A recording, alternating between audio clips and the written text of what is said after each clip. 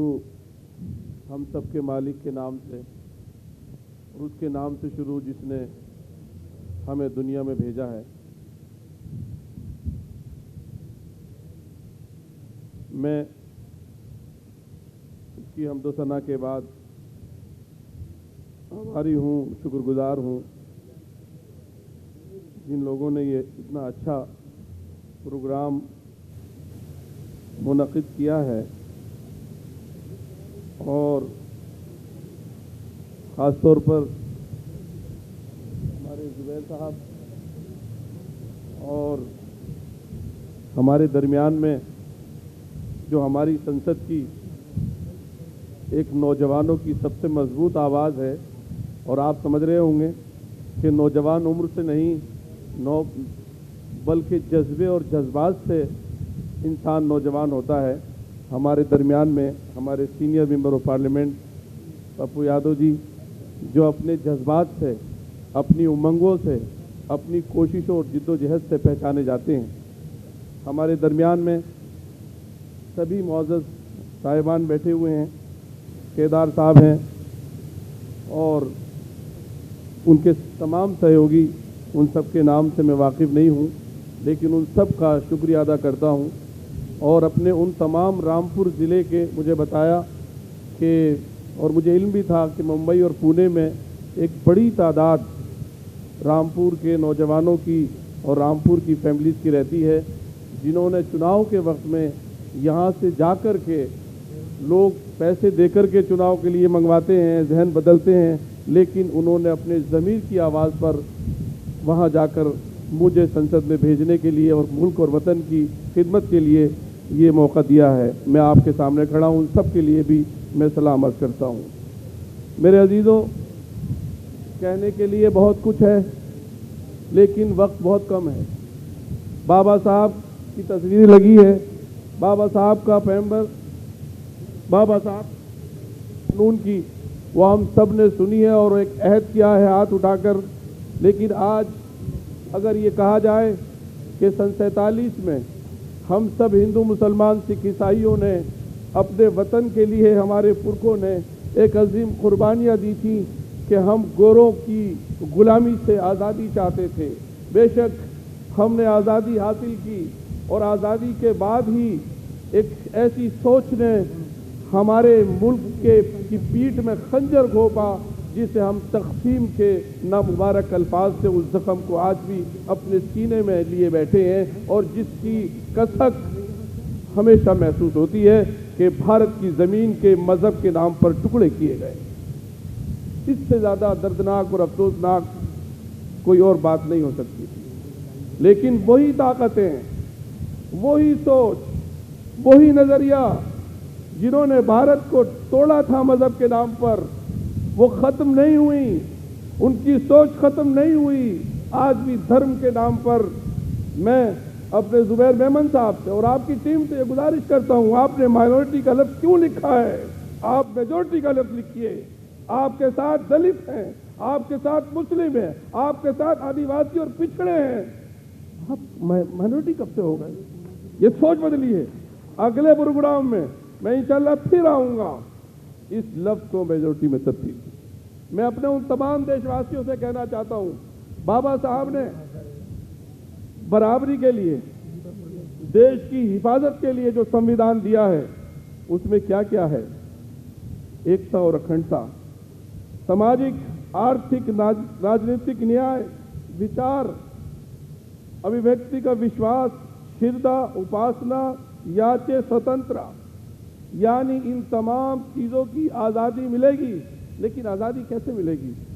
ہمارے ماننیہ سانسد جی بیٹھے ہوئے ہیں، ہم جو لوک سبھا کے بھی 4 بار سانسد رہے ہیں، رام لال جی سمن صاحب، اور وہ اب اپر ہاؤس راجیہ سبھا کے ممبر آف پارلیمنٹ ہیں، آگرے سے ہیں، ہماری پارٹی سماجوادی پارٹی کے وریشٹھ نیتا ہیں۔ صرف ان کا قصور دلت یہ ہے کہ وہ دلت ہیں۔ انہوں نے ایک سینٹنس کہہ دیا تھا جس کی وجہ سے لوگ بلڈوزر لے کر ان کے گھر پر پہنچ گئے۔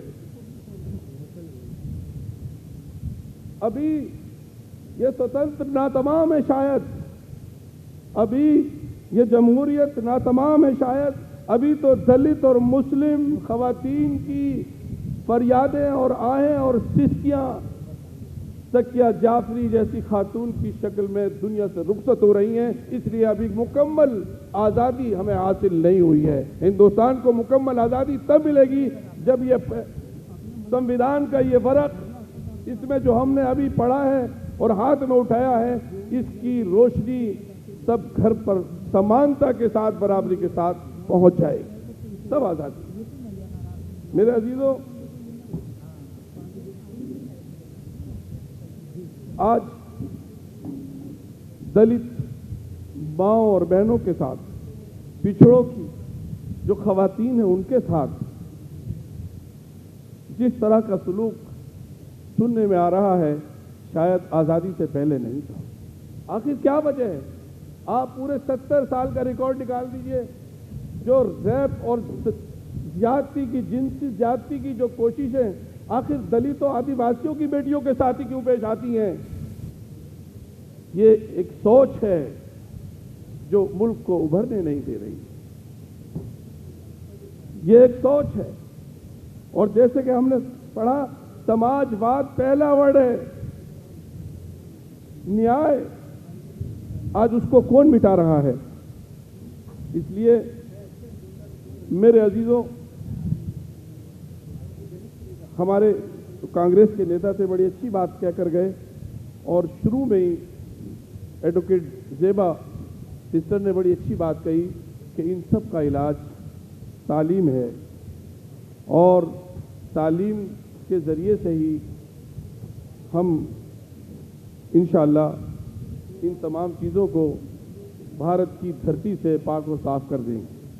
آج بہت ضرورت اس بات کی ہے، اور یہ اس چیز کو ختم کرنے کی کوشش کی جا رہی ہے جو راشٹرواد کے نام پر بھید بھاؤ کی جو آندیاں، جو طوفان، میڈیا کے ذریعے سے جو زہر نوجوان بچوں، بچیوں اور اسٹوڈنٹ اور بزرگوں کے ذہنوں میں ڈالا جا رہا ہے، یہ دیش کے ساتھ سب سے بڑی ناانصافی اور غداری ہے جو راشٹرواد کے نام سے کی جا رہی ہے. ہٹلر نے بھی راشٹرواد کا نعرہ دیا تھا، لیکن سب سے زیادہ نقصان جرمن کو ہٹلر سے پہنچایا تھا.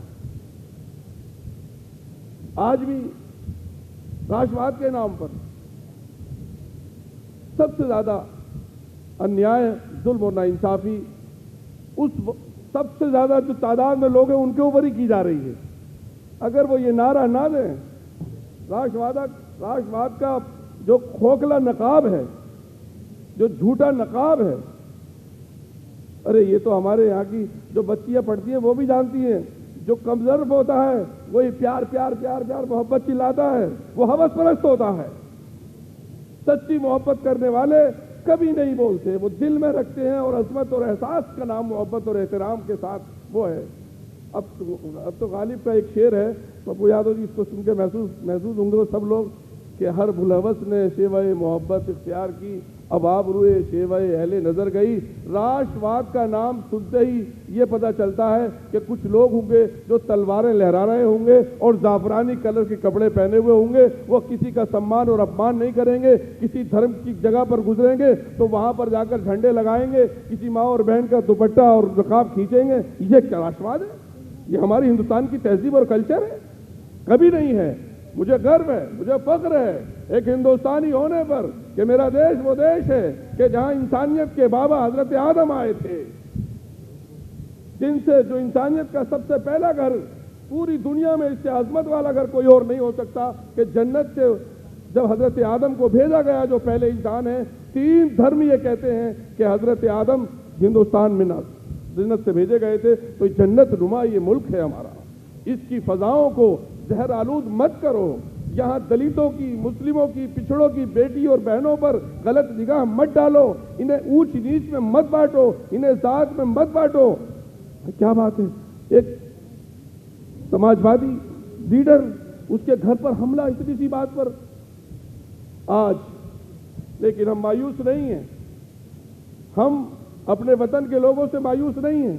کیسی پیار اور محبت کا نظارہ وقف بورڈ کے مسائل پر دیکھا آپ نے کہ سنگھوی جی، کپل سبل جی، وہ مقدمہ لڑ رہے ہیں وقف کا اور بابری مسجد کا، اور اس پر ہم لوگ یقین اور وشواس کر رہے ہیں کہ یہ انسانیت اور حق اور انصاف کے ساتھ، اور یہی ہم وشواس کر رہے ہیں عدالتوں سے کہ انشاءاللہ عدالت حق اور انصاف اور دستور کو بچانے کا کام کریں گی۔ یہ اس دیش کی گنگا جمنی تہذیب ہے، لیکن کچھ لوگ اسی چیز کو ختم کرنا چاہتے ہیں کہ ہندو اور مسلمان کے رشتے ختم ہو۔ میں اب دو باتیں وقف کے تعلق سے کہہ کر بات ختم کروں گا۔ بابا صاحب نے آرٹیکل 25 میں، 26 میں، 14 میں، 15 میں جو آزادی دی ہے اس کے خلاف اب لوگ جو ہے اس سے تو مایوس ہو گئے 2024 کے الیکشن میں کہ دستور کا نام لے، مطلب یہ کہ کچھ بدلاؤ اور ریزرویشن ختم کرنے کے نام سے ہم آ جائیں گے۔ اب وہ اس کی بات نہیں کرتے دستور بچانے کی۔ اور بابا صاحب کا دیکھیے باتوں سے بات چھلک جاتی ہے، بابا صاحب کا اپمان تو دیش کی سنسد میں خود کر بیٹھے ہو۔ جو بات دل میں ہو کبھی کبھار زبان پہ آئی جاتی ہے، جو بات دل میں ہو کبھی کبھار زبان سے آئی جاتی ہے کہ وہ کتنا سمان ہے۔ بہرحال ہمارے دیش کی ایک مشترکہ تہذیب ہے، یہ الگ الگ سمجھیے کنویں لگے ہوئے ہیں، کسی کی پیاس کہیں کسی کنویں سے بجھتی ہے، کسی کی پیاس کسی کنویں سے بجھتی ہے۔ میں نے پارلیمنٹ کی تقریر میں ایک ادھارن دیا، نئے وقف بل میں ایک یہ قانون لائے ہیں کہ کوئی ادر مسلم بھائی ہمارا نان مسلم بھائی وقف نہیں کر سکتا۔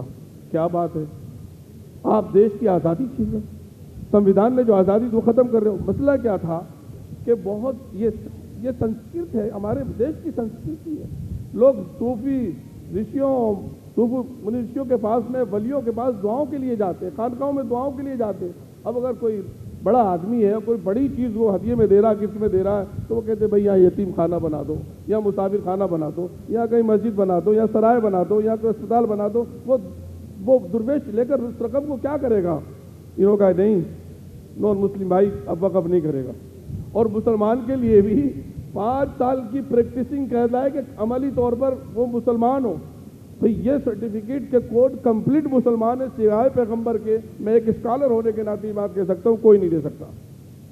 لیکن بھئی ہم بڑی مبارکباد دیتے ہیں اپنے پرائم منسٹر صاحب کو کہ اب وہ مفتی بھی ہو گئے ہیں اور وہ فتویٰ بھی دینے لگے ہیں اب کہ وہ کیا چیز جو مفتیوں کا کام تھا وہ بھی وہ کرنے لگے ہیں بہت اچھے طریقے سے۔